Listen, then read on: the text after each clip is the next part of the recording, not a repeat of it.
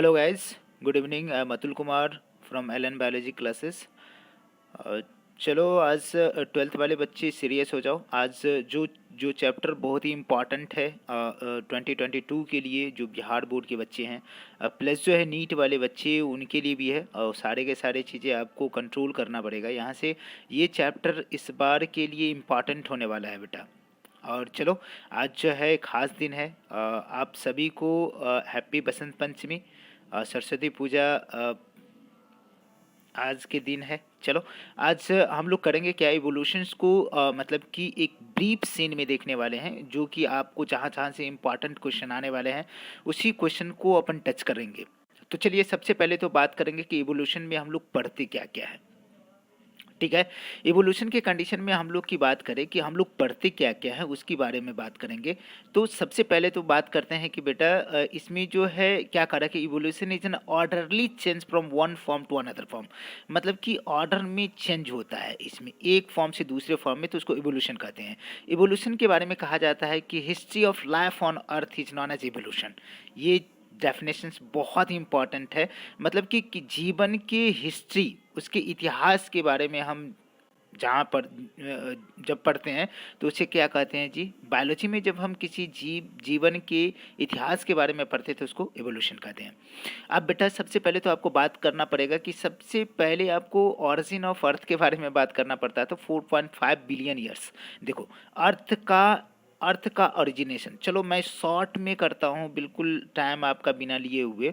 मतलब कि हमें बात करें कि अर्थ का ओरिजिनेशन जो है लगभग 4.5 बिलियन ईयर्स एगो, मतलब कि इतना अरब, 4.5 अरब पहले हुआ था। ये तो आपकी धरती का ओरिजिनेशन हो गया। बट हमें इस पे बात करेंगे कि हमारी धरती क्या है जी, एक प्लैनेट है, एक ग्रह है, और उस पे लाइफ कैसे है उसके बारे में हमें यहाँ पे बात करना पड़ेगा। तो थोड़ी थोड़ी सी अपन बात करते हैं कि धरती कैसे, ये हमारा जो अर्थ है, यहाँ पे हम बात करते हैं according to big bang theory.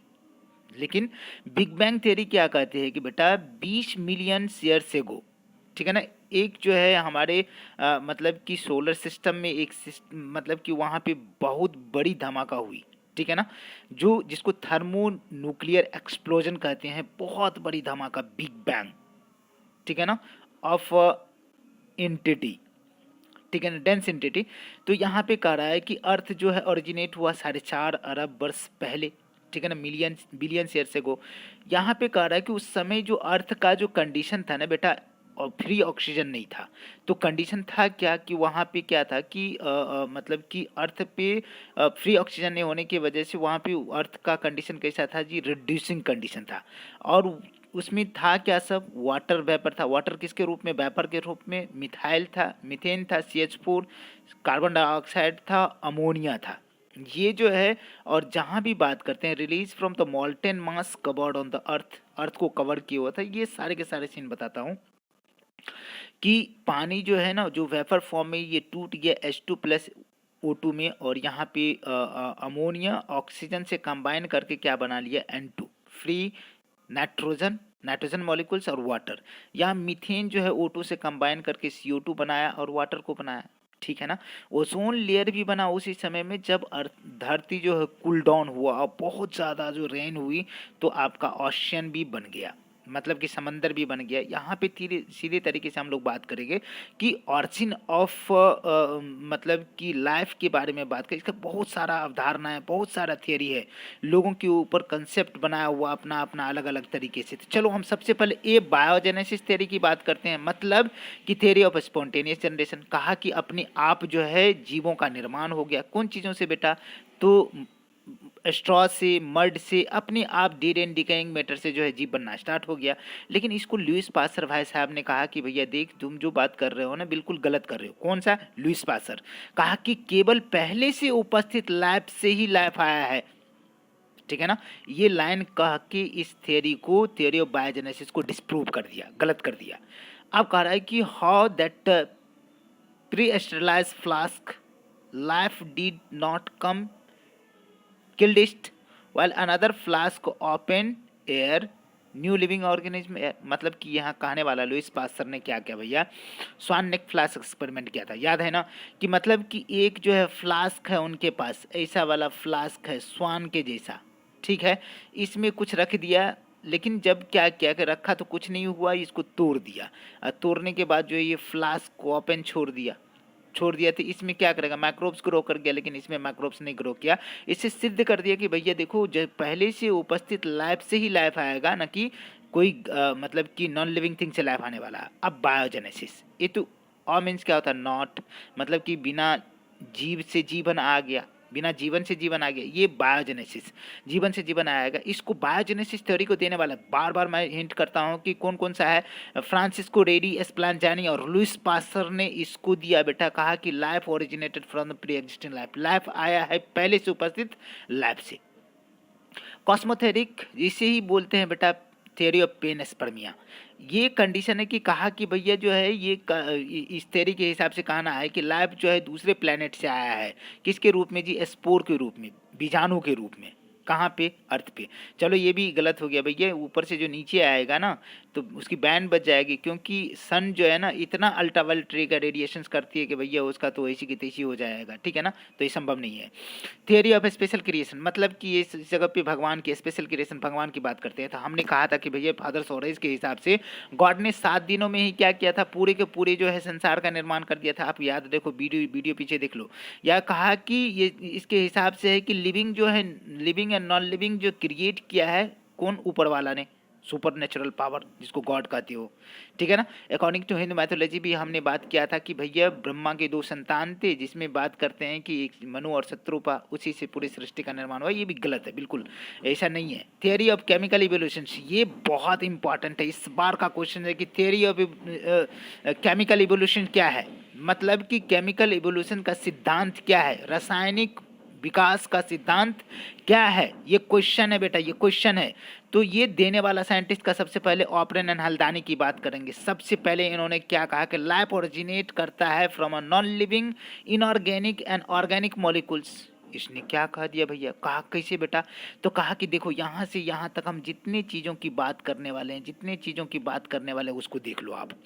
कहा कि इसमें मीथेन है, अमोनिया है, वाटर है, शुगर है, प्रोटीन है, न्यूक्लिक एसिड है, ये सारे के सारे चीज। कहा कि ये आया कहाँ से भैया, इसने कहा कि first life originate from the non living inorganic and organic molecules, जैसे ये सारे के सारे, ठीक है ना।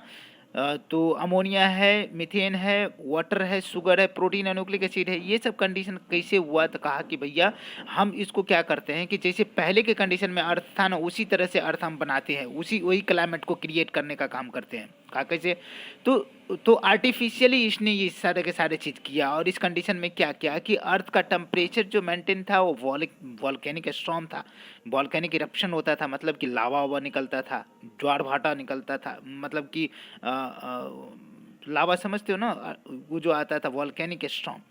रिड्यूसिंग एटमॉस्फेयर था, मतलब कि ऑक्सीजन, फ्री ऑक्सीजन नहीं था वहाँ पे, क्या था जो हाइड्रोजन था, कंटेनिंग अमोनिया, मीथेन और अमोनिया। यहाँ पे हम दूसरी बात करेंगे बेटा, इम्पॉर्टेंट है। चलो यहाँ पे बात करने वाले हैं, हमारे पास जो होगा कि इसमें हम लोग जैसे ही बात करेंगे कि इस जगह पे आपको Miller and Urey, Oparin and Haldane हमारी हो गई, मिलर एंड यूरे के बारे में बात करेंगे, बहुत इंपॉर्टेंट है। इसने क्या किया कि केमिकल थियरी को आगे एक्सटेंड करके कहा कि भैया हम उसके चेले हैं और इसको हम क्या करते हैं, आगे बढ़ाते हैं केमिकल इवोल्यूशन को। केमिकल इवोल्यूशन देने वाला कौन, ऑपरेन एंड हल्दानी, लेकिन इसको आगे की तरफ बढ़ाने वाला कौन, तो चलो हम बात करते हैं Urey, Miller and Urey and Miller, ठीक है ना। यूरे एंड मिलर दोनों के दोनों कंडक्ट किया और क्या कहा कि भैया chemical evolution they created a condition similar to the primitive atmosphere, मतलब इसने कहा कि ये सारे के सारे चीज बना हुआ अर्थ पे और उसी से क्या जीवन बना, लेकिन ये सब ये उनके बच्चे, उनके स्टूडेंट ने ये मिलर एंड यूरे क्या कहा कि भैया हम क्या करते हैं, वैसे प्रिमिटिव एटमॉस्फेयर को बनाते हैं जैसा था, जिसमें ऑक्सीजन नहीं था, फ्री ऑक्सीजन नहीं था, रिड्यूसिंग एटमॉस्फेयर था हमारा अर्थ, हाई टेम्परेचर था, वॉल्केनिक स्टॉर्म था, ठीक है ना। यहाँ पे बात करूँ तो कंडीशन क्या है, रिड्यूसिंग एटमॉस्फेयर था, सारे के सारे बातें तो हमने कहा है, रिड्यूसिंग एटमॉस्फेयर था। और मीथेन है, अमोनिया है, वाटर है, H2 है, ये सारे के सारे मिड इलेक्ट्रिक डिस्चार्ज फ्लक्स। कहा कि उस समय कहाँ पे इलेक्ट्रिक होता था, जब भाई तुम जो दोगे, कहा कि उस समय जो है बिजली चमकता था। क्या होता था, बिजली चमकता था, तो बिजली से बहुत ज़्यादा जो है इलेक्ट्रिक करंट निकलता था। तो यहाँ पे करंट कितना प्रोवाइड किया, 10,000 वोल्ट। कितना बेटा, 10,000 वोल्ट। कितना, 10,000 वोल्ट। और उसमें टेम्परेचर जो कितना मेंटेन था, कहा कि 800 डिग्री सेल्सियस, इतना टेम्परेचर को लिया। और यहाँ पे बात करते हैं कि बेटा इसमें जो मेड इलेक्ट्रिक करंट कंटेनिंग क्या क्या है जी, मीथेन है, अमोनिया है, वाटर है, H2 है, वाटर वेपर है, 800 डिग्री सेल्सियस पे, और इसको रिड्यूसिंग एटमॉस्फेयर में रख दिया गया। अब यहाँ पे सिमिलर कंडीशन में हम फॉर्मेशंस करते हैं इसी तरह से। तो इसको देखा गया कि भैया कुछ जो है इससे न्यूक्लिक एसिड, प्रोटीन वगैरह बना, ठीक है ना। इसी तरह से और सारा का सारा बहुत सारा जो अमाइनो एसिड क्या बन गया, अमाइनो एसिड। इसी तरह से बहुत सारा जो है एक्सपेरिमेंट किया गया, तो शुगर बना लिया, नाइट्रोजनस बेस बना लिया, ठीक है ना, पिगमेंट बना लिया, बहुत सारे फैट्स मॉलिक्यूल्स बना लिया। First seller non cellular form originated 3 billion years ago, मतलब कि सबसे पहले, ठीक है ना, सबसे पहले जो है नॉन सेलुलर लाइफ जो बना कब जी बेटा, 3 बिलियन ईयर्स एगो। आ जाएगा। चलो कोशिश करते हैं, जल्दी जल्दी थोड़ा सा करने का कोशिश करो। इसमें हम लोग बात करेंगे बेटा, इम्पॉर्टेंट है, इस जगह पे हम लोग बात करने वाले हैं, ठीक है ना, बात करने वाले हैं यहाँ, ये मतलब कि बहुत ही जल्दी करने वाले हैं, ठीक है। ये आ जाइए, यहाँ पे हम लोग बात करेंगे क्या भैया कि एविडेंस ऑफ एवोल्यूशन, इवोल्यूशन का कई बात करो कि मान लो कि हम बात करेंगे कि हम लोग कैसे ओरिजिनेट हुए। हम तो पहले कहते थे कि भैया हम बंदर से ओरिजिनेट हुए, बंदर हमारा क्या एंसेस्टर है, पूर्वज है। कैसे, इसका प्रूफ दो। तो पिलियंटोलॉजिकल एविडेंस पहला एविडेंस है। पिलियंटोलॉजी कहने का मतलब है स्टडी ऑफ फॉसिल्स, मतलब कि जीवाश्म के अध्ययन को क्या बोलते हैं बेटा, पिलियंटोलॉजी। तो पिलियंटोलॉजी क्या है, स्टडी ऑफ फॉसिल्स को बोल दिया। फॉसिल्स क्या है भैया, रेमिनांट ऑफ द लाइफ फॉर्म। जब जब लोग मर जाते हैं तो क्या हो जाता था कि अर्थ क्रस्ट में या धरती रॉक में, इग्निशियस रॉक में जाकर के चट्टान में धंस गए ये फॉसिल्स, ठीक है ना। Written documents of the evolution से एकदम बिल्कुल है जी। सिग्निफिकेंस फॉसिल्स का क्या क्या हो सकता है, स्टडी ऑफ फाइलोजेनी। ये कहा कि भैया इवोल्यूशनरी हिस्ट्री को, फाइलोजेनी करने का मतलब होता है evolutionary history of life is known as phylogeny. तो हॉर्स के एवोल्यूशन को देखा, एक्वस, यूकैम्पस, हिप्पस, चिप्पस, ये सारे के सारे था। Study of connecting link between the to group of organism. यहाँ पे कनेक्टिंग लिंक के बारे में बात किया, योजक कड़ी के बारे में बात किया गया। तो आर्कियोप्टेरिक्स को कहा कि भैया रेप्टाइल और बर्ड्स का, किसका, रेप्टाइल्स और बर्ड्स का, किसका जी, रेप्टाइल्स और बर्ड्स का जो है ये क्या है जी, रेप्टाइल्स और बर्ड्स का, ये रेप्टाइल्स और बर्ड्स का जो है ये आपका जो रेप्टाइल और बर्ड्स का क्या है जी, कॉम्बो है, मतलब कि दोनों का कॉम्बिनेशन है। कहा कि भैया कैसे, ये बताओ हमको, बहुत बड़ी एग्जांपल है बेटा। कहा कि देखिए आर्कोप्टेरिक्स के कंडीशन में क्या होता है कि इसमें जो है इसकी वीक होता है, चोंच होती है। तो बर्ड्स में चोंच होता है, लेकिन चोंच के अंदर दांत होता है। तो पक्षी में तो दांत नहीं होता है, तो रेप्टाइल्स में होगा। बिल्कुल। स्टडी अबाउट एक्सटिंक्ट एनिमल, जो डायनासोर्स के बारे में बात करते हैं। डायनासोर्स खुदा न खास्ते क्या था बेटा, रेप्टाइल्स था। तो कहा कि ये ओरिजिनेट होकर के क्या बन गया, आर्कियोप्टेरिक्स बन गया, ठीक है ना। Study of ecological period by analyzing the fossils of a different sedimentary rock layer, sedimentation मतलब कि igneous rock के बारे में study so that the life form vary over the time to time ये बदलता है, ठीक है। यहाँ पे बात करते हैं certain life form restricted to a certain ecological time span, अलग अलग टाइम स्पेन होती है सबकी। मॉर्फोलॉजिकल और एनाटॉमिकल, मतलब कि बाहरी और अंदर के एविडेंस के बारे में हम बात करते हैं, ठीक है ना। बाहरी और अंदर के एविडेंस के बारे में बात कर ले थोड़ा सा, ठीक है। तो यहाँ पे मॉर्फोलॉजिकल और एनाटॉमिकल एविडेंसेस की बात करते हैं। तो कंपैरेटिव एनाटॉमी और morphology show that different forms of animals and common structural features can be explain. तो यहाँ पे आपको दो इम्पॉर्टेंट चीज़ों में बहुत ही ज़बरदस्त है बेटा, बार बार क्वेश्चन आते हैं यहाँ से। होमोलॉगस ऑर्गन या होमोलॉगी, एनालॉगस ऑर्गन या एनालॉजी के बारे में बात करते हैं, ठीक है। मतलब कि होमो मतलब होता है समान, तो ये क्या समान हो सकता है, उसका ऑरिजिन और उसका स्ट्रक्चर। क्या बेटा, स्ट्रक्चर और ऑरिजिन ये दोनों क्या होगा, सेम होगा, तब उसको बोलेंगे। लेकिन इसका फंक्शन क्या होगा, फंक्शन क्या होगा, डिफरेंट होगा, फंक्शन क्या होगा, डिफरेंट होगा, तब उसको होमोलोगस ऑर्गन बोलेंगे, इस प्रोसेस को होमोलॉजी कहेंगे। इसका जस्ट उल्टा जो होगा एनालोगस ऑर्गन में होगा, मतलब कि उसका ऑरिजिन नहीं, फंक्शन समान होगा लेकिन ऑरिजिन और स्ट्रक्चर क्या होगा, डिफरेंट होगा। देख लो, होमोलोगस ऑर्गन वह ऑर्गन है जहाँ पे fundamental similarity, structure and origin, but similar क्या होगा, structure origin, but different function होगा। And the phenomena is known as homology, ठीक है ना, होमोलॉजी। एनालॉगस ऑर्गन वह है जिसमें सिमिलर क्या होता है बेटा, फंक्शन होता है लेकिन डिफरेंट स्ट्रक्चर एंड ऑरिजिन होता है। इस प्रोसेस को एनालॉजी बोलते हैं, उस ऑर्गन को क्या बोलते हैं, एनालॉगस ऑर्गन। एग्जाम्पल बहुत ही इंपॉर्टेंट है, ज़बरदस्त है ये, जब इस बार का क्वेश्चन है 2022, लिख लो बेटा, यहाँ से कनेक्टिंग लिंक आ सकता है, या difference between the homologous and analogous organ इस बार का है। मैं इसलिए रैपिड कर रहा हूँ, इतना जल्दी आपको मैंने ये नोट्स प्रिपेयर किया है। इसमें जो है आपको मतलब कि इतने इंस्टेंट टाइम में कोई भी चैप्टर खत्म नहीं हो सकती जितने इंस्टेंट टाइम में कर रहा हूँ। यहाँ पे देखो, हमारा होमोलोगस ऑर्गन का एग्जाम्पल है, मानव का हाथ है, व्हेल का फ्लिपर्स है पंख, बैट जो चमगादड़ का पंख है, और चीता का पैर है। ऑल परफॉर्म डिफरेंट फंक्शन, हाँ जी बिल्कुल। व्हेल का फ्लिपर्स तैरने में काम करता है, बैट का जो चमगादड़ है उसका पंख उड़ने में काम करता है, चीता का पैर जो दौड़ने में, मानव का हाथ किसी चीज़ को पकड़ने में काम करता है। तो सबका फंक्शन क्या है, डिफरेंट है, बट इसका कंस्ट्रक्शन जो है ना सेम प्लेन में होता है। सब में humerus, radius, ulna, carpal, metacarpal, ये सारे सारे तो आगे हड्डी वाला में बताएंगे आपको। होमोलॉगी सीन इन स्केलेटन, हाँ जी आ गया ना। देखो हमारे हाथ में जो होता है ना, सबसे ऊपर वाला जो हड्डी होगा उसको ह्यूमरस बोलेंगे।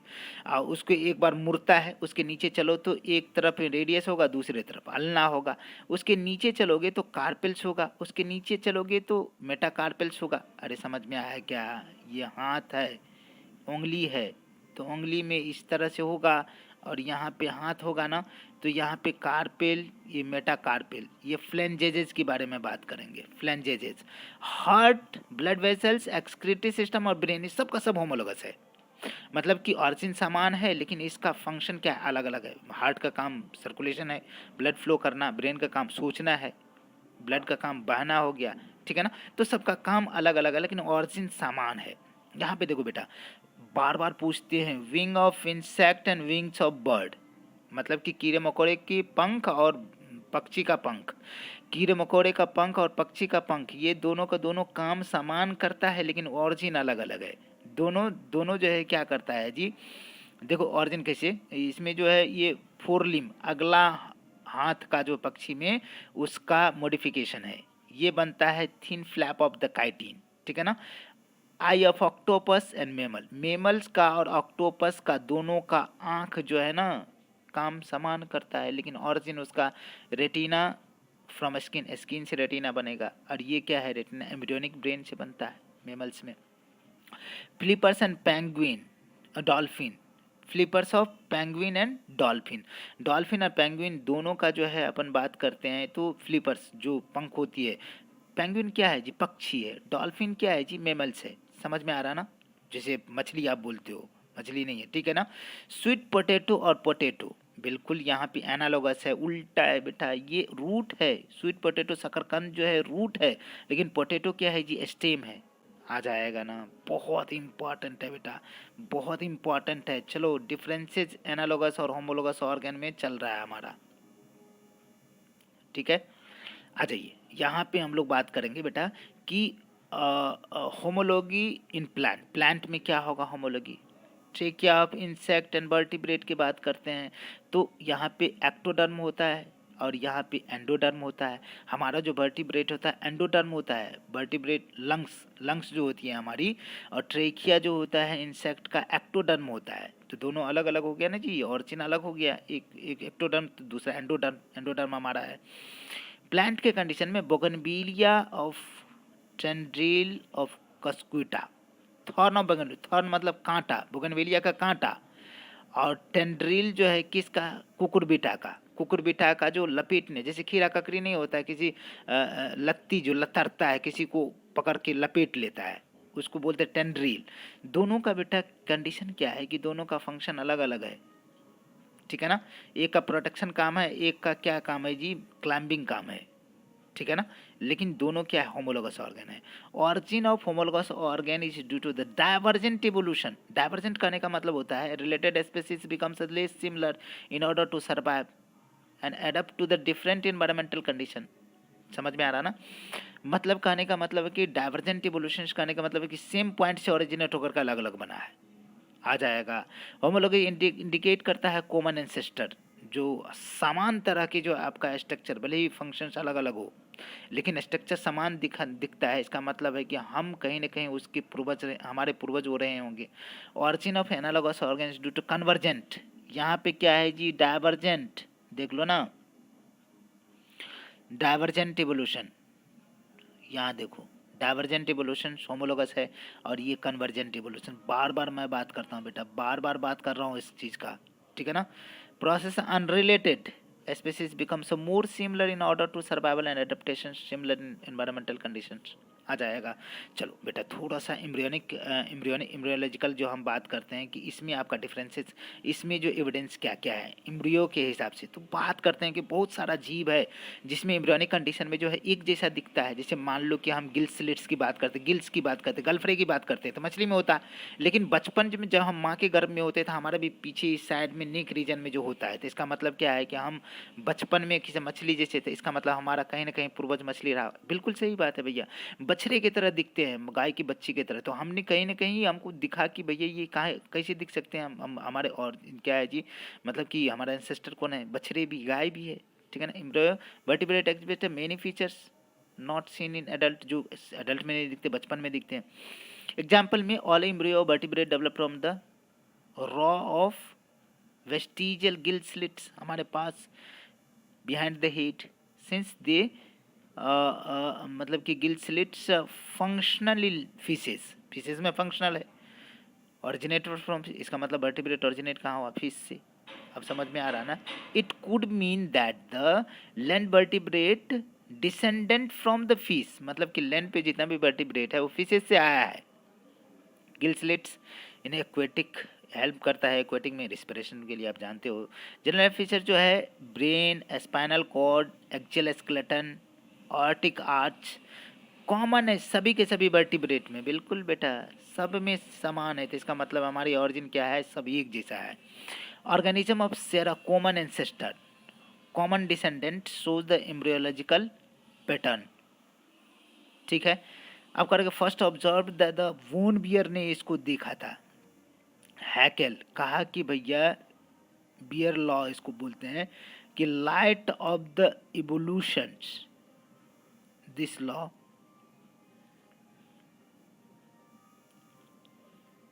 ठीक है, biogenetic law state that the ontogeny recapitulate the phylogeny, ये इंपॉर्टेंट लाइन है, मतलब इतिहास अपने आप को दोहराता है, ठीक है ना। मतलब कि फैलोजेनी और ऑन्टोजेनी का मीनिंग आपको समझा। फैलोजेनी कहने का मतलब है कि evolutionary history of life is known as phylogeny, मतलब किसी की इतिहास को पीछे पलट करके देखेंगे, phylogeny. Recapitulate, phylogeny recapitulation theory, ठीक है ना। अब कहा रहा है कि this was disprove by the carefully study by the बॉर्न Baer and it noted that the embryo do not passes through the adult stage of other animal. कहा कि ऐसा नहीं हो सकता है, समान जो है नहीं, आगे चल करके हमें गिल्स रहता तो हम सांस नहीं ले पाते। This says that the related embryo share common ancestry, ठीक है। चलिए यहाँ पे example of this phenomena also seen in plant, बहुत सारे प्लांट के भी कंडीशन में है ऐसा चीज़ें। आप कैसे इसको एनालाइज कर सकते हैं, तो कहा कि बेटा देखिए हमको एनालाइज करने के लिए हमारे पास क्या है कि बहुत सारा एग्जाम्पल है जो देखा गया है प्लांट के कंडीशन में। पहले कंडीशन में प्रोटोनेमा की बात करते हैं, लीफी स्टेज होती है जो कि मॉसेस वगैरह ब्राफाइट्स में, मॉस फॉर्न टेडोफाइट्स ब्राफाइट्स के कंडीशन में रिजेंबल करता है फिलामेंटस ग्रीन एल्गी से, ठीक है ना। किस में, स्ट्रक्चर और फिजियोलॉजी ग्रोथ पैटर्न में हम देखते हैं तीनों के तीनों। तो हम सजेस्ट कर सकते हैं ancestry of the bryophytes and pteridophytes is मतलब कि अलगी, अलगी इसका क्या है, पूर्वज है ब्राफाइट्स टेडोफाइट्स का, ठीक है। चलो, यहाँ पे जिम्नोस्पर्म जो नॉर्मली हम बात करते हैं become independent for the water in fertilizations. Gymnosperm have a normally become independent of water and fertilizer. However, the primitive gymnosperm such as the cycas and zingo, as a flagellated sperm need water for the fertilization पहले होता था, just like a pteridophyte most likely ancestor. तो इसका मतलब है कि भैया कहीं ना कहीं हमारा वो उस प्लांट का कहीं ना कहीं वो पूर्वज रहा होगा, ठीक है ना। अब दूसरी कंडीशन है कि सीडलिंग ऑफ अकेशिया बबुल की बात करते हैं, initially develop from simple leaves like structure, जो इनिशियली डेवलप होता है, लीफ डेवलप लेटर और कंपाउंड, मतलब एशिया में क्या होता है, कंपाउंड लीफ होता है। अब बेटा यहाँ पे मॉलिकुलर एविडेंसेस के बारे में जल्दी जल्दी एविडेंस करिए, इंपॉर्टेंट है। लेकिन मॉलिकुलर एविडेंस क्या होगा इसका, मॉलिकुलर एविडेंस क्या होने वाला है, मॉलिकुलर एविडेंस के बारे में बात करिए। तो मॉलिकुलर में कहने का मतलब है कि भाई देखो, अब हम सीन बताते हैं कि जितने भी आप मान लो कि ह्यूमन बीइंग के 99% जो है हमारा N2 बेसिस क्या है, सेम है। 90% N2 बेसिस सेम है, 99%। तो सोचो 1% के लिए एक आधे परसेंट हम सब में क्या है, डिफरेंट है। फिर भी हम समझ में आ रहा ना। मॉलिकुलर लेवल में हम बात करते हैं, इंडिकेट करते हैं phylogeny relationship, degree of similar in A base sequence of the nucleic acid and amino acid sequence in their protein indicate कर रहा है। ह्यूमन में बात करते हैं तो भाई 1.8% बेसिस ही क्या करता है जी, चिंपांजी से अलग होता है इसके डीएनए, ह्यूमन के डीएनए। तो बिल्कुल हमारा कितना नज़दीकी हो गया जी, ठीक है ना। There is no differences between the two in the amino acid sequences and for the protein cytochrome C, ठीक है ना। Similarly the molecular structure actin and tubulin protein in all animals point to their common ancestry। ये भी बात कर रहा है कि भैया जितना भी हमारा बात करते हैं मोलिकुलर स्ट्रक्चर कंडीशन में एक्टिन और ट्यूबुलिन प्रोटीन के बारे में बात करते हैं तो सभी में लगभग समान है। तो ये भी हमें बता रहा है कि भैया हम सब क्या है, एक दूसरे के एंसेस्टर है। कॉमन जेनेटिक कोड और involving the evidence that the all organism are related. Genetic code similar है, सबका नियर बाय सिमिलर होता है, यूनिवर्सल होता है बेटा। तो बिल्कुल बहुत सारी बातें हैं जो बताती है आपको कि कहीं ना कहीं हम सब आपस में एक दूसरे के एंसेस्टर रहे हैं, ठीक है ना। हमारा एंसेस्टर पीछे भी रहा है। तो हमें बात करना पड़ेगा बेटा कि यहाँ पे हमको एडेप्टिव रेडिएशन के बारे में बात करें तो एडेप्टिव रेडिएशन के कंडीशन में हमें बात करना पड़ेगा कि एडेप्टिव रेडिएशन में क्या क्या बात करोगे। तो एक ही मतलब कि जैसे मर्सूपियल रेडिएशन की बात करते हैं तो मर्सूपियल कहने का मतलब होता है कि जैसे कंगारू तो कंगारू आप समझते हैं, कंगारू के कंडीशन में करता है, इमेच्योर बेबी पैदा करता है और अपने पॉच लाइक स्ट्रक्चर रहता है उसमें डाल करके उसको नरिश करता है। तो मर्सूपियल मतलब पॉच वाले।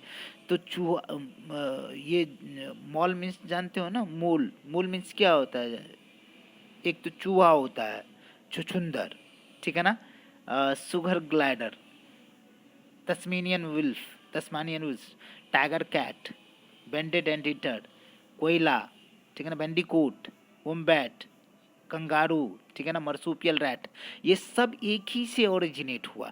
तो एडेप्टिव रेडिएशन यहाँ पे बात करते हैं कि ज्योग्राफिकल एविडेंसेस की बात बायोजियोग्राफिकल एविडेंसेस की बात करते हैं।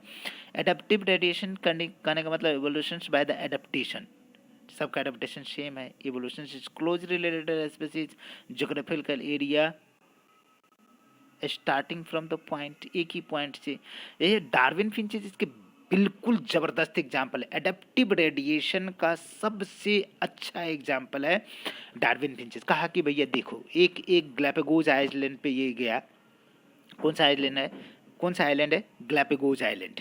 इस पे गया, यहाँ पे देखा कि भैया डिफरेंट जगह से जो है आने वाले पक्षियाँ जो है अलग अलग आइलैंड पे चला गया, अलग अलग जगह पे गया और अलग अलग जगह पे उसके रिसोर्सेज जो खाने की चीज़ें था अलग अलग मिला। तो उसको जो है जो गया है यहाँ से एक ही टाइप का, लेकिन उसको डिफरेंट एरिया में लोकलाइज हो गया तो उसको अलग अलग तरह से खाने को चीज़ मिला। तो जो जिस पे डिपेंडेंट हो गया उसके आकार से उसका वीक हो गया, उसका चोंच हो गया। तो हो गया ना कि मतलब कि स्पेसीज तो उसका स्पेसिएशन होगा, अलग अलग हो गया। ऑस्ट्रेलियन मर्सूपियल भी एग्जाम्पल है एडेप्टिव रेडिएशन का। प्लेसेंटल मेमल ऑस्ट्रेलिया में भी जो ये तीनों का तीनों एग्जाम्पल है उसका एडेप्टिव रेडिएशन का। एडेप्टेशन की वजह से उसमें जो है बदलाव आया, ठीक है ना। प्लेसेंटल मेमल के कंडीशन में चुचुंदर है, एंटीटर है, चूहा है, लेम्यूर है, फ्लाइंग स्क्वेरल है, मतलब उड़ने वाला गिलहरी है, बॉब कैट उल्फ है, वेरिया है। More adaptive radiations appear in an isolated geographical area leads to the convergent evolutions. ये कहाँ को ले जाएंगे कन्वर्जेंट इवोल्यूशंस, मतलब कि एक दूसरे को समान करेंगे, मिला देंगे। अब बेटा यहाँ पे हमको कुछ कुछ दिया हुआ, आप एक बार देख लीजिएगा इसको, हम कुछ नहीं करेंगे। ये प्लेसेंटल मेमल्स है, ये मर्सूपियल ऑस्ट्रेलियन में मर्सूपियल्स है। तो मोल है तो यहाँ पे मर्सूपियल मोल हो गया, एंटीटर तो बिल्कुल ये इसको देख लीजिए आप, ठीक है ना। यहाँ पे बायोकेमिकल एविडेंसेस की बात करते हैं, बायोकेमिकल एविडेंसेस की बात करते हैं। तो कहा कि भैया ये इस जगह पे हम लोग बात करें तो protein and gene, similar protein and gene की बात करते हैं, और सिमिलरिटी इन द, ठीक है, in the biomolecules and metabolism, other biomolecules and metabolism की बात करते हैं। तो ये भी क्या है बेटा, सिमिलरिटी दिखा रहा है, ठीक है। यहाँ हमारे पास इम्पॉर्टेंट एग्जाम्पल के रूप में ये देखो, evidences of evolution by the natural selection की बात करेंगे। तो नेचुरल सिलेक्शन के कंडीशन में बात करते हैं, नेचर कैसे सिलेक्ट करती है उसके बारे में बात कर रहा हूँ। तो natural selection is a process by which organism that is best suited for their environment and survive and reproduce. Evidences are given below, दिया हुआ है नीचे के कंडीशन में कि क्या क्या हो सकता है, ठीक है ना। इंडस्ट्रियल मैनेजमेंट बहुत ही अच्छा एग्जाम्पल है इंग्लैंड के कंडीशन में। देखो दो एग्जाम्पल है, एक जो है मतलब कि दो दो दो डेट है। एक 1850 ईस्वी की बात है, जिस समय में इंडस्ट्री नहीं आया था, इंडस्ट्री नहीं आया था। और ये 1920 ईस्वी की बात था जिसमें इंडस्ट्री आ चुका था। तो इंडस्ट्री में क्या होगा जी, बहुत सारा कारखाना, फैक्ट्री, चिमनी वगैरह होगा तो धुआं बुआं निकलेगा। तो यहाँ पे धुआं बुआं निकला इंडस्ट्रियली जब आया, ठीक है। तो एक समय में क्या था कि बिफोर इंडस्ट्रियलाइजेशन बात करते हैं कि एक जो है एक इंसेक्ट था जिसका नाम है मॉथ, विंग्ड मॉथ, ठीक है ना। बिट्सन बिट्सन बेटुलेरिया, बिट्सन बेटुलेरिया मॉथ के कंडीशन में बात करते हैं कि ये डार्क विंग्ड होता है और मेलानाइज मॉथ इसको बोलते हैं। एक तो होता है कि देख लो ना वाइट विंग है, तो इसको मॉथ्स बोलते हैं बिट्सन बेटुलेरिया, ठीक है ना, जो ट्री के ट्रंक पे रहता है, ट्री पे रहता है। और दूसरा जो डार्क विंग है उसका नाम है मेलानाइज मॉथ है, उसको बिट्सन कार्बोनेरिया बोलते हैं। जाने दो, एक का पंख क्या है बेटा, सफ़ेद है, एक का पंख क्या है, काला है, डार्क है, ठीक है ना। तो रीज़न क्या है कि जब जब क्या हुआ था कि बेटा जिस समय में पोल्यूशन नहीं था, जिस समय में इंडस्ट्री नहीं था तो पोल्यूशन नहीं था। अब पोल्यूशन नहीं है तो इसका मतलब है कि ट्री का ट्रंक जो है, ट्री का पेड़ का जो है छिलका जो है, पेड़ जो है, वहाँ पे कोई भी काला धुआं वुआं नहीं लगल था, सफ़ेद सफ़ेद था। और उस जगह पे जहाँ पे धुआं वुआं पोल्यूशन नहीं है तो वहाँ पे लाइकेन ग्रो करता था। लाइकेन कैसा होता, उछला उछला, ट्री को कवर कर लेता था, पेड़ को छेक लेता था, और उसके ऊपर में जाता था मौत, जो इंसेक्ट है वो खाने के लिए लाइकेन को। बैकग्राउंड, तो वाइट विंग जो है मौत सरवाइव करता था, तो वाइट लाइकेन है और वाइट पे जा कर के ये जो चिपक जाता था, ये जो है मतलब कि मौत जाता था लाइकेन पे तो पच जाता था दोनों वाइट वाइट। लेकिन बेटा बात करते हैं कि dark moth were picked out by the predators, उसके शिकार के द्वारा शिकार हो जाता था। कौवा पक्षी जो भी आता था उसको पिक कर लेता, क्योंकि सफ़ेद पे सफ़ेद तो पता नहीं चलता था, तो सफ़ेद वाला बच गया। लेकिन डार्क विंग जो था उसको तो सफ़ेद पे साफ साफ दिख जाएगा, उस मौत को क्या करता, पकड़ के इंसेक्ट पक्षी उक्षी लेके चला। कब, 1920 ईस्वी, आफ्टर एनलाइसेंस, मतलब कि जब इंडस्ट्री लग गई तब की बात करता हूँ। तो भैया उल्टा तो सीन हो गया। अब हुआ क्या कि इतने ज़्यादा पोल्यूशन होने लगा कि वाइट विंग्ड वाले जो है दिखने लगा आसानी से। इंडस्ट्री की वजह से धुआं आया, स्मोक आया, सूट आया, no growth of lichen, lichen का ग्रोथ नहीं हुआ तो पेड़ का छिलका जो है सफ़ेद नहीं होगा। लाइकेन तो पोल्यूशन का इंडिकेटर है, पोल्यूशन होगा तो लाइकेन नहीं ग्रो करेगा, ये आप जानते हो। Under the conditions of white wing moth did not survive, क्यों सर्वाइव करेगा भैया, उसको क्या कहा कि भैया वहाँ पे तो छिलका हट गया, ठीक है ना, मतलब कि लाइकेन ग्रो नहीं किया। तो अब ये भी सफ़ेद वाला तो बिल्कुल डार्क हो गया हमारा जो है पेड़ का छिलका, तो डार्क पे बैठता था तो ये सफ़ेद झलकता था पक्षी को, तो इसको झलकता था, उजला वाला को उठा लिया। लेकिन जो जिसको जिसको जो डार्क था, जो डार्क मौत था वो बेचारा वो तो छिप गया, तो डार्क मॉथ के लिए सुटेबल हो गया उसके लिए। Dark wing moth survive because suitable dark background, उसकी बैकग्राउंड तो डार्क ही है तो डार्क डार्क में बच गया, तो उल्टा हो गया। तो यहाँ पे कंडीशन है कि नेचुरल सिलेक्शन की बात करते हैं। दूसरा एग्जाम्पल जैसे हर्बिसाइड, पेस्टिसाइड, एंटीबायोटिक्स, ड्रग्स की बात करते हैं, result selection of the resistance variety.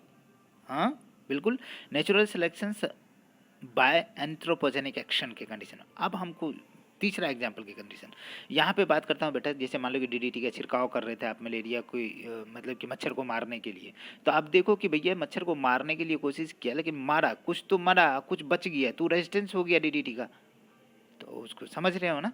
चलो सिकल सेल एनीमिया के कंडीशन में बात करते हैं कि ये हेट्रोजाइगस होता है। इस कंडीशन में जो है have a selective advantage over a normal individuals, similar positions, ठीक है ना। ये एग्जाम्पल पूछ सकता है बेटा, ठीक है ना। तो इसके कंडीशन में हम बात करते हैं तो ये तो नॉर्मल हो गया, लेकिन ये वाला जो कंडीशन है जो जो जो जो डिजीज वाला है सिकल सेल करता है, सिकल सेल एनीमिया के कंडीशन में बात करते हैं, तो उस समय जो है आरबीसी का शेप हमारा कैसा था बेटा, ऐसा, लेकिन बीमारी होने की वजह से ये हंसिया के आकार, हंसुआ के आकार का हो गया, तो इसमें उसका पैरासाइट रहता मलेरिया का, तो अब इसको ग्रो नहीं कर पाएगा। तो अफ्रीका में लोग कुछ बहुत ऐसा मतलब कि 70% 80% लोग क्या है जी मलेरिया से पीड़ित है, मतलब कि वहाँ पे सिकल सेल एनीमिया से पीड़ित है। तो उसका मतलब है कि बहुत सारा जो बहुत सारा इंडिविजुअल वहाँ पे मलेरिया, उनको सिकल सेल है तो मलेरिया उनको नहीं होता है, तो उनके लिए बेनिफिशियल हो गया। लेकिन ये क्या है, एक तरह का एडेप्टेशन है, ठीक है ना। यहाँ पे बात करता हूँ बेटा fourth Lederberg replica plating experiment के कंडीशन में कि इसको कैसे प्रूव करोगे कि भैया आपने कहा कि इसको कैसे कैसे एडेप्टिव रेडिएशन एडेप्टेशन के बारे में बात करते हैं। तो देखो म्यूटेशन जो है प्री एडेप्टिव है, कैसे लीडर, तो कहा कि भैया वही डीडीटी वाला एग्जांपल दिए। मान लो कि हम दूसरे बात करते हैं कि पेनिसिलिन का जिस समय खोज कर रहा था बेचारा अलेक्जेंडर फ्लेमिंग, तो उसने क्या किया कि भैया जो प्लेट था ना, प्लेटिंग लिखा रेप्लिका प्लेटिंग, रेप्लिकेशन जहाँ पे हो रहा ग्रो कर रहा है ना, वो प्लेट बहुत सारा बना है, तो उस पर आकर के क्या किया था ना कि ये बहुत सारा फंजाई जो है ग्रो करने लगा। तो बैक्टीरिया जो स्ट्रेप्टोकोकस पे काम कर रहा था ना, तो स्ट्रेप्टोकोकस मर जाता था। अरे भाई, अब कहा कि भाई ये कैसे हो रहा है, तो कहा कि भैया कोई आ करके इसको डिस्टर्ब कर रहा है, तो उस प्लेट पे जो है एंटीबायोटिक्स रिलीज करता था पेनिसिलिन, जो ससेप्टेबल हो गया रेजिस्टेंस वन कुड करूँ, मतलब कि उसमें से कुछ तो बैक्टीरिया क्या किया कि पेनिसिलिन से ससेप्ट हो गया, मतलब कि उससे मर गया, लेकिन कुछ बच गया, तो ये पेनिसिलिन काम करेगा उस पर नहीं करेगा, उसको हायर चाहिए। और variety selected by the natural selections over the susceptible one, ठीक है ना। अब चलो यहाँ पे हमारे पास थियोरी ऑफ बायोलॉजिकल इवोल्यूशंस की बात करते हैं, ठीक है ना, बायोलॉजिकल इवोल्यूशंस की बात करते हैं। तो लामार्किसन के कंडीशन में बात करते हैं इनहेरिटेंस ऑफ एक्वायर कैरेक्टर। बिल्कुल बेटा, यहाँ पे लामार्क भाई साहब नमरल था, लामार्क लमर मतलब कंडीशन क्या है, लामार्क कैसा था, लमरल था। कंडीशन क्या है कि लमरल कहने का मतलब क्या होता है बेटा कि यहाँ पे लंबा, मतलब ये लामार्क ने प्रपोज किया था कि भैया एक्वायर कैरेक्टर जो है, ये देखो ना थियरी लिखा है, theory of inheritance of acquire character, मतलब हुआ कि भैया कि जो एक्वायर करते हैं हम, अर्जित करते हैं कोई भी गुण, तो उसको ट्रांसफर करते हैं, उसका सिद्धांत, ठीक है ना। मतलब कि अर्जित जो है, अपार्जित या अर्जित जो है कैरेक्टर का जो है मतलब कि इसका सिद्धांत है। समझ में आ रहा ना, मतलब कि एक्वायर कैरेक्टर को जब हम प्राप्त करते हैं, जैसे मान लो कि हम बात कर रहे, तुमको एग्जांपल से समझाता हूँ, पहलवान का बेटा पहलवान हो जाए, तो जो हमने अर्जित किया है, हमने बनाया है जो कैरेक्टर, वो हमारे एक वंश से दूसरे वंश में चला जाए, वही तो क्या है जी, लामार्क का थ्योरी था। लेकिन भैया ये क्या संभव है, हमने आपको बताया था कि एक्वायर कैरेक्टर जो अर्जित किया हुआ कैरेक्टर है, एक जनरेशन से दूसरे जनरेशन में नहीं जाता। ऐसा होता तो अकॉर्डिंग टू इंडियन ट्रेडिशन, हमारे यहाँ का परंपरा क्या है कि कान नाक छेदाना लड़की में, तो क्या होता है कि अगले जनरेशन में जो है उसकी बच्ची कान नाक छेदाया हुआ आता है, नहीं आता है। दूसरा कंडीशन है कि चाइना में हमने बताया था कि चाइना के लोग नाटे नाटे होते हैं, तो उसके कंडीशन में क्या होता है, उसका पैर तो लंबा लंबा है, तो सोचा कि जैसा हमारा हाइट है ना उसके हिसाब से हमारा पैर भी हो जाए। तो क्या क्या आयरन शूज पहना, लोहा का जूता पहनना स्टार्ट कर दिया। अब लोहा का जूता पहनना स्टार्ट किया, भैया जीन तो तुम्हारे अंदर लोहा वाला ना है, लंबा वाला ना है जी पैर में, तो पैर लंबा है तो लंबे न होगा। तो कहा कि भैया ऐसे अब क्या करें। तो अगले जनरेशन में भी ये लोहा का जूता पहनते पहनते अगले जनरेशन में भी क्या होता था, पैर लंबा लंबा हो जाता था। तो अब सीन बना कि भैया ये कैरेक्टर दूसरी कंडीशन की विजमान इसको डिस्प्रूव कर दिया कि एक चूहा को पकड़ा और 22 जनरेशन तक जो है उसका पूंछ काटते रहा। मतलब एक चूहा चूहिया को पकड़ लिया और उससे जो पैदा हुआ बच्चा उसका भी पूंछ काट दिया है, इधर दोनों चूहा चूहिया को काटा था। अब उसके बच्चे से जो पैदा होगा बच्चा उसको भी पूछ काट दिया, उसको भी फिर 23 पुश्त तक 23 वंश तक पूछ काटते रह गया। पूछ कट्टा एक्सपेरिमेंट कहते हैं, विजमान ने जन्म प्लास थ्योरी कहते हैं। तो उसने क्या किया कि 23 जनरेशन तक काटते रहे, फिर भी जो है पूछ वाला चूहा पैदा हो गया। अरे भैया तो इसका मतलब है कि पहलवान का बेटा पहलवान नहीं हो सकता है, डॉक्टर का बेटा डॉक्टर हो सकता है, ये अलग सी बात है, वो भी सकता है नहीं भी हो सकता है, ठीक है ना। वही कहने का मतलब है कि एक्वायर कैरेक्टर जो हमने अर्जित करी है, तो ये तो जेनेटिक्स पे चला गया कि डॉक्टर का बेटा हो सकता है डॉक्टर बन जाए क्योंकि दिमाग बढ़िया होगा, जीन उसका वो है, ठीक है। लेकिन पहलवान के बेटा जरूरी नहीं कि पहलवान हो, हमने खा पी के पहलवान बन गया है बाहर से। तो कंडीशन क्या है कि ये चीज़ें समझ में आ रहा ना, राजा का बेटा राजा चलो चलो कोई बात नहीं है। यूज और डिसयूज, ये इसका दूसरा कहने का मतलब था कि भैया जिस ऑर्गन को हम यूज करते हैं वो हमारा मजबूत हो जाता है, और जिसको हम नहीं यूज करते हैं वो क्या हो जाता है, कमज़ोर हो जाता है। कहा कि कैसे, इसका एग्जाम्पल दो। कहा कि जैसे देखो हम लोग जो है राइट और लेफ्ट दोनों हैंड है हमारे पास, लेकिन हम राइट हैंड का ज़्यादा यूज करते हैं तो ज़्यादा हमारा मजबूत कौन है, राइट हैंड। कहा कि भाई सही बात है। दूसरा कंडीशन है कि कहा कि भैया देखो क्या हुआ था कि जिराफ जो है ना पहले गधे जितना था, कितना बड़ा था, गधा इतना बड़ा। धीरे धीरे जो है नीचे वाला चारा घास उस खा गया, तो झाड़ी को चरने लगा, झाड़ी खा गया, पेड़ को चरने लगा, पेड़ को टानी उनी खा गया, फिर जो है उसको ऊपर वाला टानी खाएगा, तो धीरे धीरे गर्दन इसको क्या कर लिया, लंबा कर लिया। तो कहा कि देखा इसको हमने यूज करवाया तो इसका गर्दन कैसा लंबा हो गया। तो कहा क्या है इसका अगले जनरेशन में भी लंबा होने, तो मतलब कि ये किसने कह दिया कि भैया जितना जो जो ऑर्गन को यूज करोगे वो उतना स्ट्रांग होगा, लेकिन ऐसा नहीं है, ठीक है। तो यहाँ पे देखो बेटा इसमें हमको क्या करना पड़ेगा कि डिसयूज की बात करते हैं, यूज की बात करते हैं ऑर्गन को, ठीक है। यूज एंड डिसयूज के बारे में बात करते हैं। तो हमारे पास जो है दिमाग, आप तो समझ ही रहे हो कि मतलब कि किसकी कंडीशन कर रहे हैं, यूज एंड डिसयूज की बात करते हैं। तो पहला कंडीशन क्या बोला कि long neck giraffe due to the continuous elongation, लंबा वाला जो है नेक वाला जिराफ जो है ड्यू टू कंटिन्यूअस इलोंगेशन की वजह से हो गया। और कहा कि पहले डिसयूज कैसे, मतलब कि पहले बोला कि भैया जो धामन सांप होता था ना तो उसमें पैर होता था, धम धम करके चलता था, लेकिन पैर का यूज करना बंद कर दिए ये सांप, ठीक है ना, लिम का यूज नहीं किया। तो अब देखो धामन में सांप में पैर होता नहीं होता है, इसका कहना था, लेकिन इससे संभव नहीं था बेटा।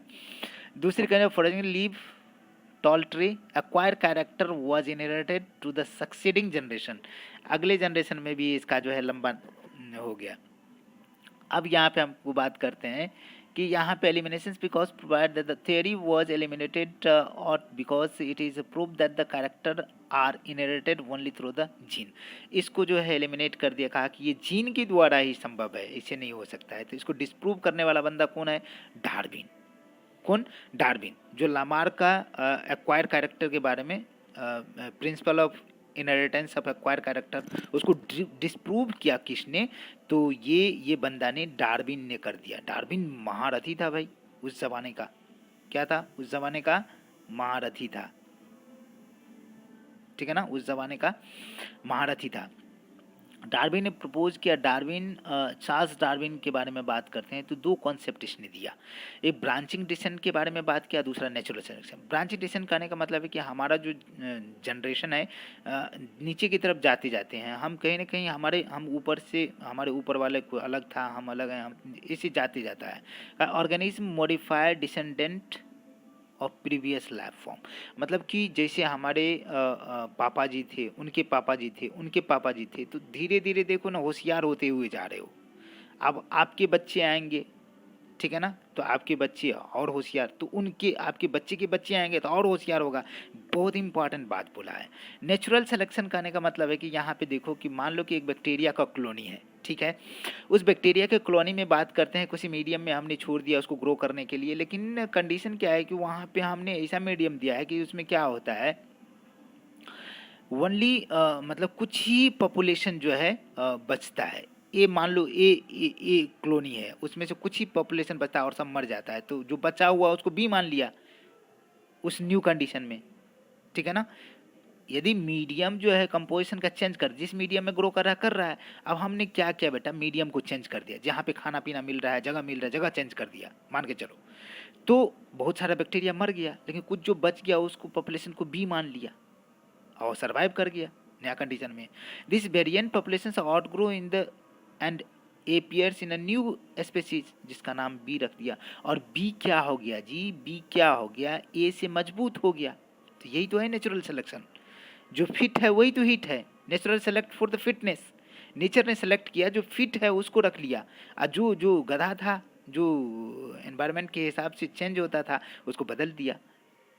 यहाँ पे बेचारा हमारा डार्विन भाई साहब इन्फ्लुएंस हुए थॉमस माल्थस से। अब माल्थस कौन था भैया, एक इकोनॉमिस्ट था। उसने क्या कहा कि भैया जिस तरह से हमारा पॉपुलेशन बढ़ रहा है ना, उस तरह से हमारा जो है मतलब कि जो रॉ मटेरियल वो भी बढ़ना चाहिए। लेकिन ऐसा नहीं होता था, पॉपुलेशन तो हमारा दिन दुगुनी रात चुगुनी बढ़ रहा है, लेकिन हमारा जो रॉ मटेरियल है, खाने पीने रहने ये सब का जो चीज़ें हैं, इसका प्रोडक्शन बहुत कम हो रहा है। तो एक एक जो है पॉपुलेशन जो है हमारा जो है जो ज्योमेट्रिकल प्रोग्रेशन में हो रहा है, पावर में। कैसा पावर में, 2 के पावर 2, 2 के पावर 4, ऐसा, ठीक है। लेकिन कंडीशन क्या है कि जो हमारा पॉपुलेशन के अलावा हम रॉ मटेरियल की बात करते हैं, रिसोर्सेज की बात करते हैं, तो रिसोर्सेज जो हमारा अर्थमेटिक प्रोग्रेशन में होने लगा, 2, 4, 6, 8 ऐसे करके, ठीक है। तो ऐसे करके होने लगा, तो कहा कि भैया ये तो हो ही नहीं पाएगा, फुलफिल ही नहीं हो पाएगा, लोग ऐसे ही मर जाएगा, ठीक है। तो चलो यहाँ पे बात करते हैं थॉमस माल्थस से बहुत बड़ा इन्वेस्ट। कहा क्या भैया, natural selection based on the following fact, क्या क्या नेचुरल सिलेक्शन में चाहिए। हेरिटेबल माइनर वेरिएशन, मतलब कि जो जो हेरिट कर इनहेरिट कर रहा है उसमें माइनर वेरिएशंस होता है। ओवर प्रोडक्शंस ऑफ ऑर्गेनिज्म, ठीक है। Limited natural resources, natural resources क्या है, लिमिटेड है। सर्वाइवल ऑफ द फिटेस्ट, जो जो जो सर्वाइव कर गया वही फिट है। स्ट्रगल फॉर एग्जिस्टेंस, तो जो आपने स्ट्रगल एग्जिस्ट करने के लिए स्ट्रगल चाहिए। Survival of fittest and struggle for existence, ये दोनों के दोनों पॉइंट इतना इंपॉर्टेंट है बेटा, जो सबकी ज़िंदगी में हमने कभी न कभी बताया होगा कि कितना इंपॉर्टेंट है। यहाँ पे सर्वाइवल फिटेस्ट ये तो दे दिए हैं। Population grows exponentially if every body reduce maximally, जैसे बैक्टीरियल पॉपुलेशन की बात करते हैं, in fact size population size limited due to the competition. अरे भैया सही बात कर रहे हैं, मतलब एक कटोरी में जो आपने बैक्टीरिया को ग्रो करवाया है, तो वह कहीं ना कहीं लिमिटेड टाइम तक ही ग्रो किया, बाद में तो मर गया, दही पानी बन गया जी, समझ में। उसी तरह से ह्यूमन बीइंग के कंडीशन में बात करते हैं कि बच्चा पैदा तो बहुत होता है, अरे समझ, उतना जो रह जाए तो भैया क्या से क्या हो जाएगा, समझ में आ रहा ना। तो कहीं ना कहीं आपस में कंपटीशन होता है, कंपटीशन की वजह से limited resources, population size is limited due to the competition for the resources के लिए। जैसे मान लो कि कोई जीव है, बैक्टीरिया ही है, तो आपस में खाने के लिए तो कंपटीशन होगा, तो आपस में मारा मारी करेंगे। तो जीने के लिए क्या कर रहा है जी, स्ट्रगल कर रहे हैं, रहने के लिए स्ट्रगल कर रहे हैं, struggle for existence. Only some survive, कुछ ही सर्वाइव करता है। इसका मतलब है कि जो सर्वाइव कर गया वो फिट है, सर्वाइवल ऑफ फिटेस्ट, जो सर्वाइव कर गया वो फिट है, और जो फिट है वही बेटा क्या है जी, हिट है। जो फिट है वही हिट है, वही जिएगा। Darwin said that the organism with heritable variations make resources utilizations better, reproduce, leave more progeny. It leads to the change in the population's character and appear new forms. Mechanism की बात करेंगे बेटा, बहुत important है mechanism की। चलो बात करते हैं, तो इंपॉर्टेंट है बेटा मैकेनिज्म, ठीक है। बहुत देर हो गया है, चलिए यहाँ पे ये चैप्टर एंड होने वाला है बेटा, टेंशन नहीं लेना है, ठीक है ना। जहाँ जहाँ से क्वेश्चन है उसको उसको हिंट करता हूँ। तो ये हमारे पास क्या है कि Darwin ignore the variations and mechanism of species, इस सब को इग्नोर किया था। आप ये पॉइंट को याद रखना, ठीक है ना। इसमें ह्यूगो डिब्रीज प्रपोज किया म्यूटेशन थियरी, ठीक है ना। उसने क्या कहा, किस पे काम किया, वाइनोथेरा लेमैरिकाना, मतलब कि इवनिंग प्राइमरोज पे उसने काम किया और कहा कि बिलीव किया कि evolution takes place through the mutations not by the minor variation, केवल वेरिएशन। तो कहा कि कैसे डिफरेंस करो कि डार्विन का वेरिएशन और म्यूटेशन में क्या अंतर है। ये आपका क्वेश्चन बन सकता है इस साल का, म्यूटेशन और वेरिएशन में क्या अंतर है डार्विन का। तो कहा कि म्यूटेशन, ये डार्विन का जो वेरिएशन है वो माइनर वेरिएशन है, लेकिन म्यूटेशन क्या है, ये लार्ज वेरिएशन, बड़ा सडन चेंज होता है। म्यूटेशन किसको कहते हैं, sudden change in a genotype is known as क्या, म्यूटेशन। जीनेटिक में आपके जीन में अचानक बहुत बड़ा परिवर्तन हो जाए। ये कहा कि भैया वेरिएशन के कंडीशन में बात करते हैं तो ये स्लो और डायरेक्शनल होता है, अस्थिर से होगा लेकिन दिशा एक दिशा में होगा, और ये रैंडम होगा, इधर उधर, सडन होगा, डायरेक्शन लेस होगा, ठीक है ना। ग्रेजुअल इवोल्यूशन है, मतलब धीरे धीरे धीरे हो रहा है, ग्रेजुअली होगा। लेकिन स्पेसिएशन बाय साल्टेशन, साल्टेशन कहने का मतलब single step large mutation is known as saltation. Saltation पे क्वेश्चन पूछ सकता है। हार्डी फिंगर प्रिंसिपल के बारे में बात करते बेटा, बहुत इंपॉर्टेंट है, ठीक है ना।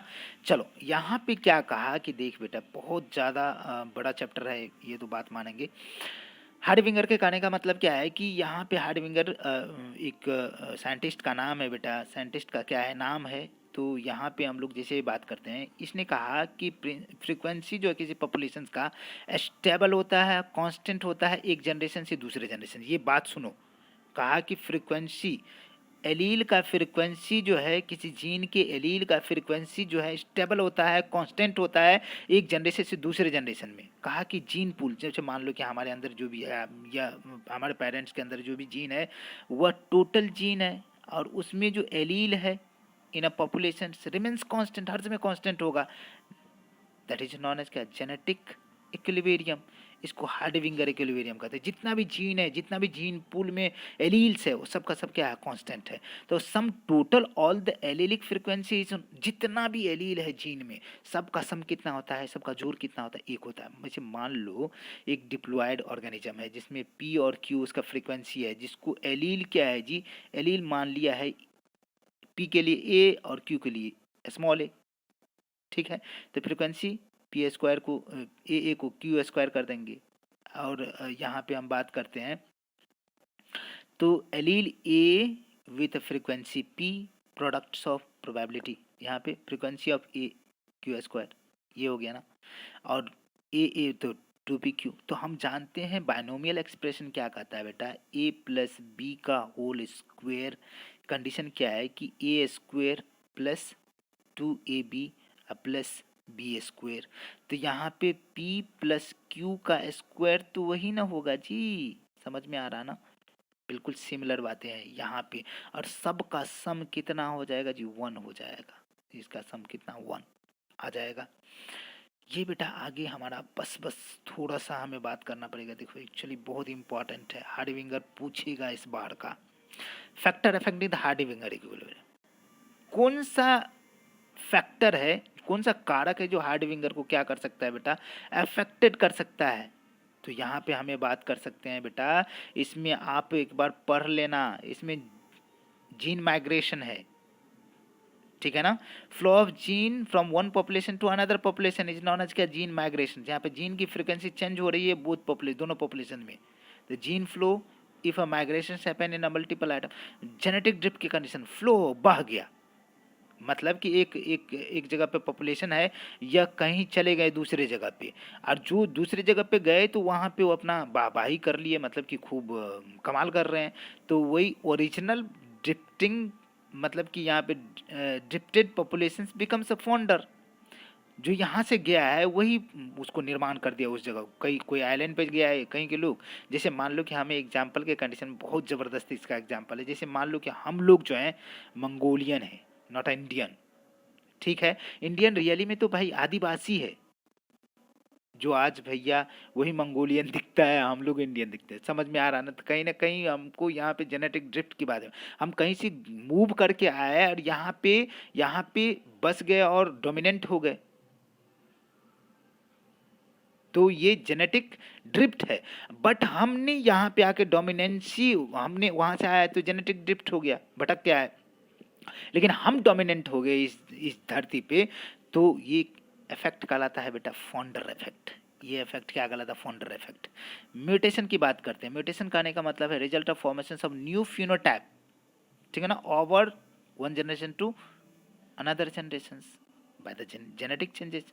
जेनेटिक रिकॉम्बिनेशन करने का मतलब है कि वन जीन शिफ्टिंग, रिशफलिंग होता है, सफलिंग होता है, ठीक है ना, gene combination during the crossing over. बिल्कुल बेटा, क्रॉसिंग ओवर के बाद में क्या होता है भैया? Genetic recombination. Genetic recombination variation, variation leads to the evolution ना, इवोल्यूशन ऑफ न्यू ऑर्गेनिज्म आ जाएगा।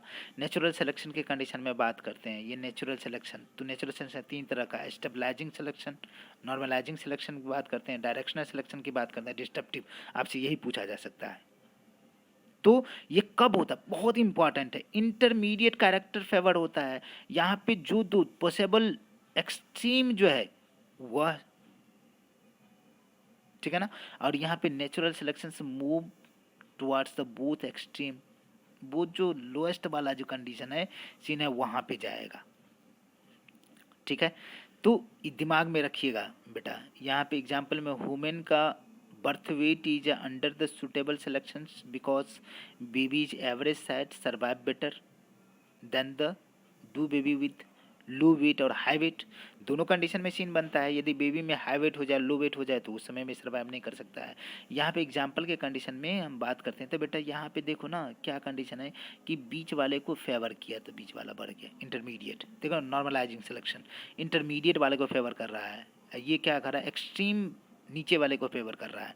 तो दोनों जहाँ पे यहाँ पे वाला था तो उसको फेवर कर रहा है। यहाँ पे देखो डिस्ट्रप्टिव के कंडीशन में बात करते हैं तो natural selection move correct favour the extreme वाले को, बोथ द एक्सट्रीम, दोनों के दोनों एक्सट्रीम। जो नीचे वाला था कम वाला, ये तो हाई वाला था ना, कम वाला था, उसी को ये तो गया ना, बीच वाला गया, ठीक है, बीच वाला गया, दोनों लोगों कर दिया है। आ जाएगा बेटा, बहुत इम्पॉर्टेंट है, बहुत इम्पॉर्टेंट है ये graph. Evidence account the evolution. अब हमको बात करना पड़ेगा कि इवोल्यूशन का अकाउंट, यहाँ पे एरा युग की बात करेंगे कि प्रोटोजोइक एरा की बात करते हैं, प्लीजोइक एरा की बात करते हैं, मिसोजोइक एरा की बात करते हैं, सिनोजोइक एरा की बात करते हैं। तो लगभग 200 मिलियन ईयर्स एगो जो हम बात करते हैं कि प्रोटोजोइक एरा, ठीक है ना, 500, तो 200 इसमें कब आया? जब first cellular form of life, पहले सेल आया यहाँ पे 500 में। Ability to release O2 light reaction की वजह से जो फोटोसिंथेसिस करता है। तो सिंगल सेल ऑर्गेनिज्म चेंज हो गया किस में? मल्टी सेलुलर में। यहाँ पे 500 साल में बेटा बात करते हैं कि इन्वर्टिब्रेट आया 500 मिलियन ईयर्स एगो, ठीक है।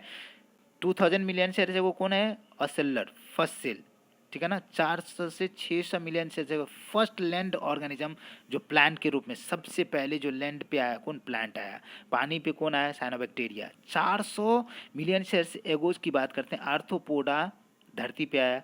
350 मिलियन ईयर्स एगो जॉल स्पीसीज जो बिना जबड़े की मछली आया, फिश आया विथ स्नॉट, उसमें जैसे सुअर के जैसे नथनी था, ठीक है ना। Strong fin could move land and go back into water, मतलब कि मछली तो आया धरती पे फिर से वापस पानी में चला गया।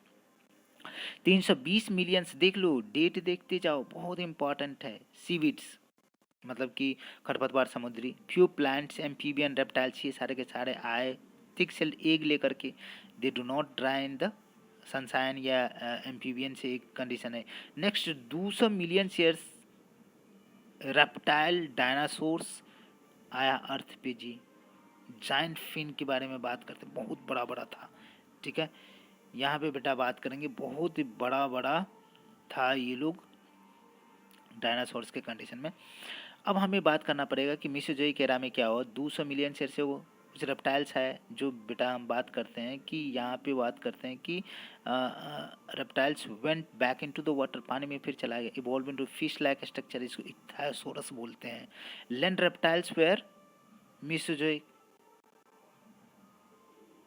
Dinosaurs they include the Tyrannosaurus rex, जो लार्जेस्ट डायनासोर्स बोला जाता है, 20 फीट का हाइट होता है इसका, बहुत टाइगर जैसा जो लंबा लंबा जो खतरनाक टीथ होता है, दांत होता है। फिर जो है ट्राइडोसेरेक्स है, टेरानोडॉन है, ठीक है ना, स्टेगोसोरस है, ब्रैकियोसोरस है, ये सब का सब है। 65 मिलियन ईयर से वो डायनासोर सडनली गायब हो गया। सिनोजोइक एरा, मिसोजोइक एरा में रेप्टाइल्स का गढ़ माना गया, ठीक है। तो सिनोजोइक एरा में डायनासोर सब गायब हो गया। फर्स्ट मेमल्स थ्रू, मतलब कि छोटा सा एक मेमल्स आया, छोटा सा, बहुत छोटा, स्मॉल साइज है, ठीक है ना। यहाँ पे बात करते हैं तो बात करें कि साउथ अमेरिका में ये आया, where mammals resembles with resembling horse, hippopotamus, जो दरियाई घोड़ा है, बियर है, रैबिट है। Due to the continental drift with the south America, south America जब नॉर्थ अमेरिका के साथ में ज्वाइन हो गया तो दोनों एनिमल और हो गया, और इसमें नॉर्थ अमेरिकन जो फौना था, जो एनिमल था, due to continental drift Australian marsupial survive because of the lack of the competition anymore, other mammal के साथ कंपटीशन नहीं था। अब हम ह्यूमन बीइंग के इवोल्यूशन के बारे में बात करेंगे बेटा, बहुत ही जोरदार, इस बार पूछ सकता है ये, आपका ऑब्जेक्टिव सब्जेक्टिव सब पूछ सकता है, इम्पॉर्टेंट है बेटा, इसको दिमाग में रखिए, ठीक है। यहाँ पे origin and evolution of human, main के बारे में बात करते हैं। मेन का होमोसेपियंस, सेपियंस, कहा कि सबसे पहले ड्रायोपिथिकस और रामापिथिकस 15 मिलियन ईयर्स एगो आया, ड्रायोपिथिकस और रामापिथिकस। यहाँ पे ड्रायोपिथिकस और रामापिथिकस के कंडीशन में बात करते हैं तो कहा था कि राम भगवान था जो आदमी के जैसा दिखता, आदमी था, तो इसका मतलब है कि ड्रायोपिथिकस मोर एप लाइक होगा, लंगूर जैसा। पहला देखो, हैरी होता है, बॉडी पे, शरीर पे बाल होता है, वॉक लाइक गोरिल्ला, चिंपैंजी की तरह। ड्रायोपिथिकस मोर एप लाइक और Ramapithecus more main like. Fossils main like bone found in the Ethiopia, Tanzania. कहाँ कहाँ है इसका जो है, इसका फॉसिल्स मिला, इसका इसका जीवाश्म कहाँ मिला, इथियोपिया और तंजानिया में मिला। अब हमको बात करना पड़ेगा बेटा कि मेन लाइक जो प्राइमेट की बात करते हैं, 3 से 4 मिलियन ईयर्स, हाइट 4 फुट, 3 से 4 मिलियन, ये कितना था, 15 मिलियन। अब यहाँ पे बात करते हैं बेटा कि ऑस्ट्रेलिया में हम बात करें, ऑस्ट्रोलोपिथिकस ऑस्ट्रेलिया में ही मिला, मतलब 2 मिलियन ईयर्स एगो। ये कह रहा है कि ईस्ट अफ्रीका में ग्रासलैंड पे मिला, hunted with the stone weapons, ये फल खाता था यही। अब होमो हिमालय, सबसे पहले मानव जैसे दिखने वाला जो है ये दिखा। फर्स्ट ह्यूमन लाइक बीइंग जो होमिनिड है, होमो हैवेलिस, ठीक है ना। इसका ब्रेन का कैपेसिटी 650 सीसी, क्रेनियल कैपेसिटी से लेकर के 800 सीसी तक। ये मांस नहीं खाता था, डू नॉट ईट मीट। अब यहाँ पे होमो इरेक्टस के बारे में बात करेगा जो 1.5 मिलियन, अरे समझ में आ रहा है क्या, ये 2 मिलियन, ये 1.5 मिलियन, ठीक है ना, ये भी लगभग 2 के आसपास ही है। इसका ब्रेन बड़ा था बेटा, और ये मीट खाता था, इरेक्टस, ई ई ई, इट मीट, इट मीट, ई, ठीक है ना। अब हमको लास्ट में जो है नियंडरथल मैन के बारे में बात करना पड़ेगा कि जो बिल्कुल बेटा बहुत ही इंटेलिजेंट था, लेकिन ये जो है 40,000 से 1 लाख वर्ष पहले नियंडरथल मैन आया, जिसका ब्रेन का कैपेसिटी 1400 सीसी था। First live east and central Asia, ठीक है ना, lived in east and central Asia, used hidden to protect their body. वो क्या करता था बेटा, कपड़ा पहनता था, क्लॉथ पहनता था, किसी भी जानवर को मार करके उसे निकाल करके पहनता था, और जो अपना मरता था ना उसको दफनाता था। बहुत होशियार था, बहुत होशियार था, ठीक है ना, निडर था, ठीक है ना। होमोसेपियंस मॉडर्न मैन की बात करते हैं 10,000 से 75,000 साल एगो। यहाँ पे बेटा बहुत ही इंपॉर्टेंट बात है, प्री हिस्टोरिक केव आर्ट कई बार पूछा गया है कि कौन कब डेवलप हुआ, 18,000 वर्ष पहले। एग्रीकल्चर और सेटलमेंट जो हमारी खेती गृहस्थी और घर बनाना कब सीखे, 10,000 साल पहले। तो it's all about your evolution, पूरा का पूरा चैप्टर बेटा। थैंक यू, चलिए।